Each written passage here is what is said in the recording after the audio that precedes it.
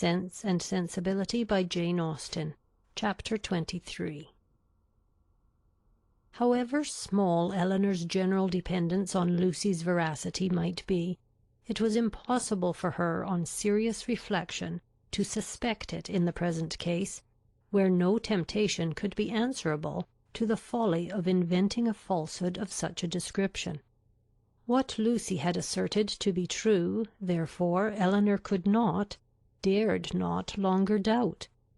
Supported as it was too on every side by such probabilities and proofs, and contradicted by nothing but her own wishes.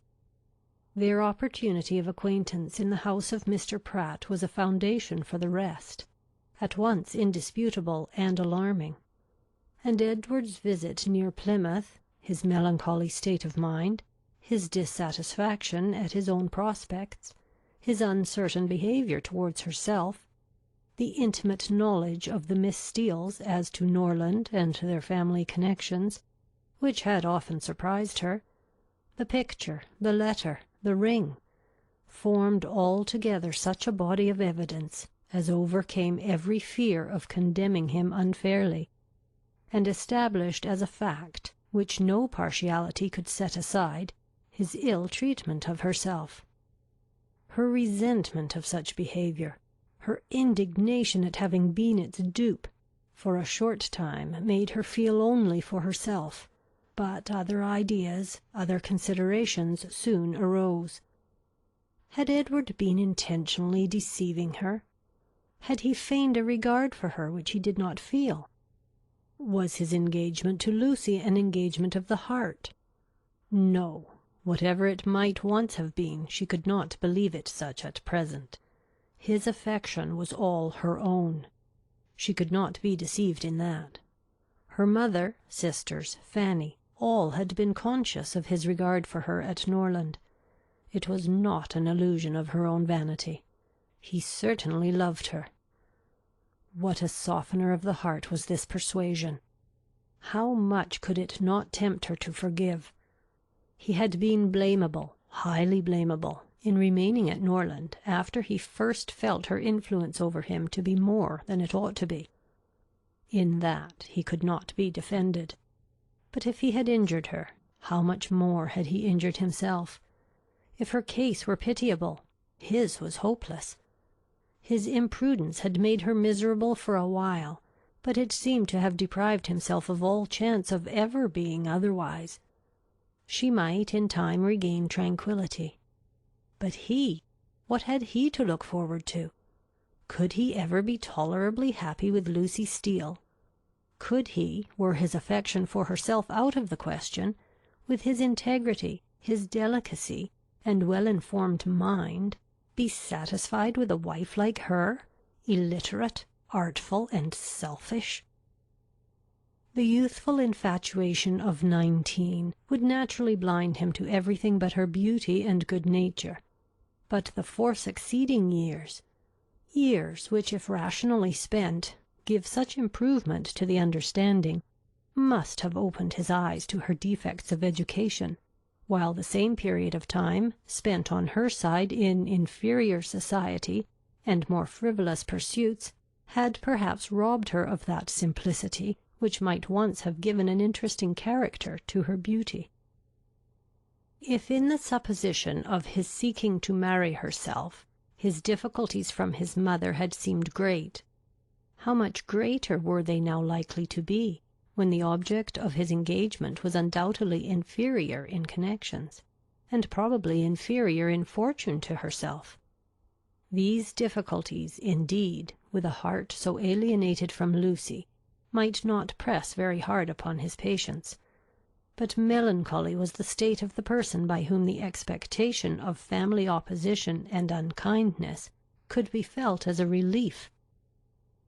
As these considerations occurred to her in painful succession, she wept for him more than for herself.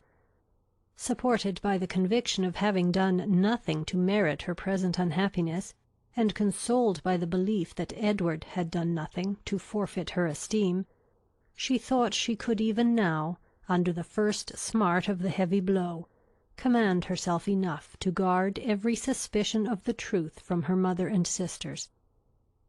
And so well was she able to answer her own expectations, that when she joined them at dinner only 2 hours after she had first suffered the extinction of all her dearest hopes, no one would have supposed from the appearance of the sisters that Elinor was mourning in secret over obstacles which must divide her for ever from the object of her love, and that Marianne was internally dwelling on the perfections of a man of whose whole heart she felt thoroughly possessed, and whom she expected to see in every carriage which drove near their house.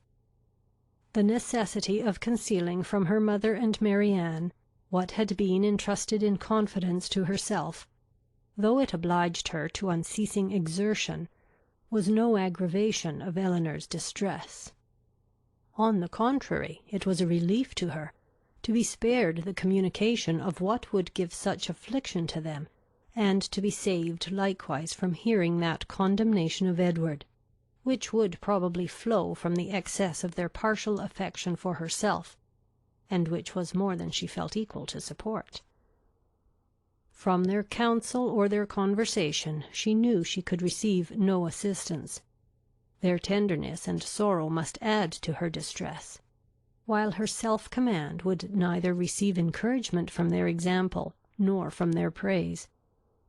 She was stronger alone, and her own good sense so well supported her, that her firmness was as unshaken, her appearance of cheerfulness as invariable, as with regrets so poignant and so fresh it was possible for them to be. Much as she had suffered from her first conversation with Lucy on the subject, she soon felt an earnest wish of renewing it, and this for more reasons than one. She wanted to hear many particulars of their engagement repeated again. She wanted more clearly to understand what Lucy really felt for Edward, whether there were any sincerity in her declaration of tender regard for him, and she particularly wanted to convince Lucy, by her readiness to enter on the matter again, and her calmness in conversing on it, that she was no otherwise interested in it than as a friend, which she very much feared her involuntary agitation, in their morning discourse, must have left at least doubtful. That Lucy was disposed to be jealous of her appeared very probable. It was plain that Edward had always spoken highly in her praise, not merely from Lucy's assertion, but from her venturing to trust her on so short a personal acquaintance with a secret so confessedly and evidently important. And even Sir John's joking intelligence must have had some weight. But indeed, while Elinor remained so well assured within herself of being really beloved by Edward, it required no other consideration of probabilities to make it natural that Lucy should be jealous. And that she was so, her very confidence was a proof. What other reason for the disclosure of the affair could there be, but that Elinor might be informed by it of Lucy's superior claims on Edward, and be taught to avoid him in future? She had little difficulty in understanding thus much of her rival's intentions, and while she was firmly resolved to act by her as every principle of honour and honesty directed, to combat her own affection for Edward and to see him as little as possible, she could not deny herself the comfort of endeavouring to convince Lucy that her heart was unwounded. And as she could now have nothing more painful to hear on the subject than had already been told, she did not mistrust her own ability of going through a repetition of particulars with composure. But it was not immediately that an opportunity of doing so could be commanded, though Lucy was as well disposed as herself to take advantage of any that occurred, for the weather was not often fine enough to allow of their joining in a walk, where they might most easily separate themselves from the others. And though they met at least every other evening either at the park or cottage, and chiefly at the former, they could not be supposed to meet for the sake of conversation. Such a thought would never enter either Sir John or Lady Middleton's head, and therefore very little leisure was ever given for a general chat, and none at all for particular discourse. They met for the sake of eating, drinking, and laughing together, playing at cards or consequences, or any other game that was sufficiently noisy. One or two meetings of this kind had taken place, without affording Elinor any chance of engaging Lucy in private, when Sir John called at the cottage one morning to beg, in the name of charity, that they would all dine with Lady Middleton that day, as he was obliged to attend the club at Exeter, and she would otherwise be quite alone, except her mother and the two Miss Steeles. Elinor, who foresaw a fairer opening for the point she had in view, in such a party as this was likely to be, more at liberty among themselves under the tranquil and well-bred direction of Lady Middleton than when her husband united them together in one noisy purpose, immediately accepted the invitation. Margaret, with her mother's permission, was equally compliant, and Marianne, though always unwilling to join any of their parties, was persuaded by her mother, who could not bear to have her seclude herself from any chance of amusement, to go likewise. The young ladies went, and Lady Middleton was happily preserved from the frightful solitude which had threatened her.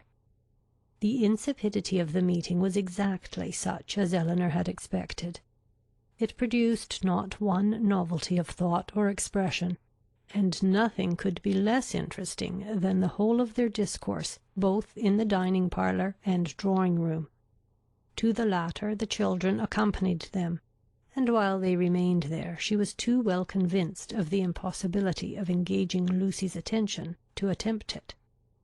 They quitted it only with the removal of the tea-things.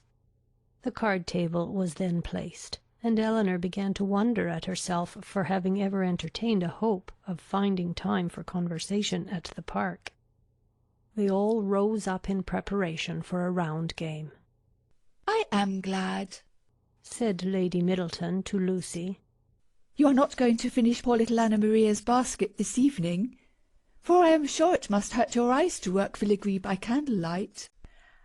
And we will make the dear little love some amends for her disappointment to-morrow, and then I hope she will not much mind it."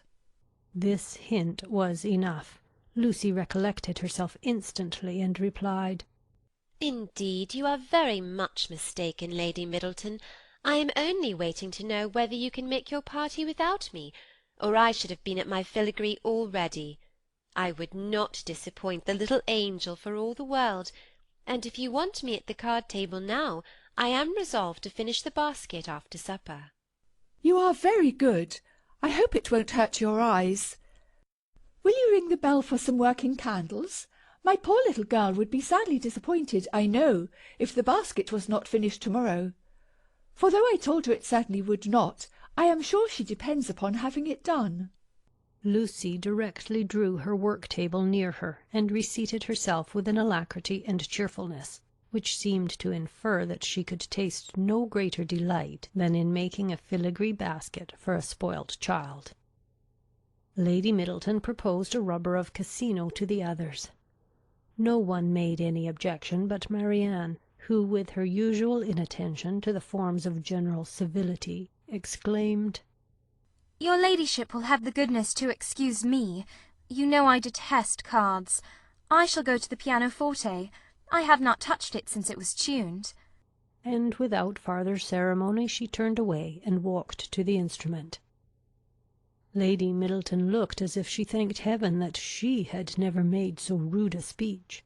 "Marianne can never keep long from that instrument, you know, ma'am," said Elinor, endeavouring to smooth away the offence. "And I do not much wonder at it, for it is the very best toned pianoforte I ever heard." The remaining 5 were now to draw their cards.